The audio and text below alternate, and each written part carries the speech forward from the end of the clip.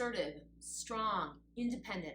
These are the words that we often attribute to great leaders. But are these really the traits of a great leader, or are they the traits we've come to believe make a great leader? Hi, I'm Erica Ballard, founder of Retain Her, and it's Wednesday, so we're going to talk about women. And I gotta tell you, I'm over this whole notion that great leaders embody masculine traits.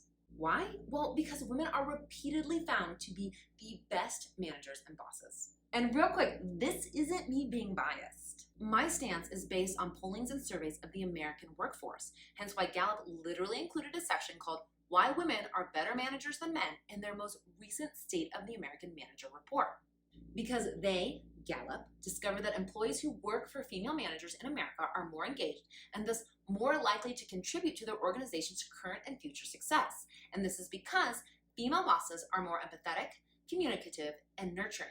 Yet, despite all of this, only 1 in 3 U.S. employees has a female boss, even though we have concrete evidence and examples that show people who exhibit more feminine traits, i.e. the majority of women, make great bosses. So why is that? Why do we still think that assertive, strong, and independent people are key to unlocking an organization's success when we know the best bosses are empathetic, communicative, and nurturing?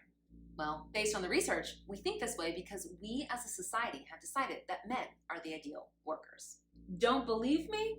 Well, then explain to me why U.S. tax policy still favors the breadwinner homemaker household, and why researchers consistently find that resumes with male names get called back at a significantly higher rate than resumes adorned with a female name, and why 77% of men and 83% of women show strong unconscious bias when asked if they thought the word male equated to career and the word female equated to family. Exactly. Because we've grown up in a nation that says men work and women stay home, even though most westernized families are dual income homes, because despite all of the progress we've made as a society, we still believe that men are the ideal workers, and thus traits that have been historically linked to or used to define men, like strong, assertive, and independent, make an ideal worker and thus an ideal leader. But as I mentioned at the beginning of this video, this hyper-masculine person isn't who people thrive under.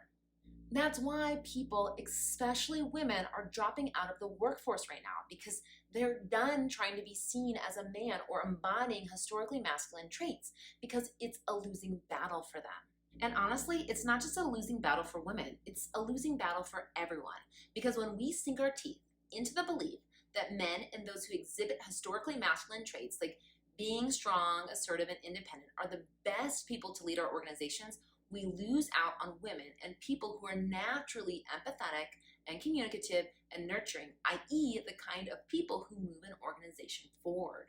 This is why I'm going to strongly encourage you to check your bias surrounding who you think is an ideal worker, because this bias runs deep, and if unchecked, your ability to retain and recruit the kind of leaders that best serve an organization is in jeopardy. So check it, and if you need help doing that for yourself and your organization, reach out to Retain Her, because we can help you assess your organization's unconscious bias and what you have to do organizationally to shift it.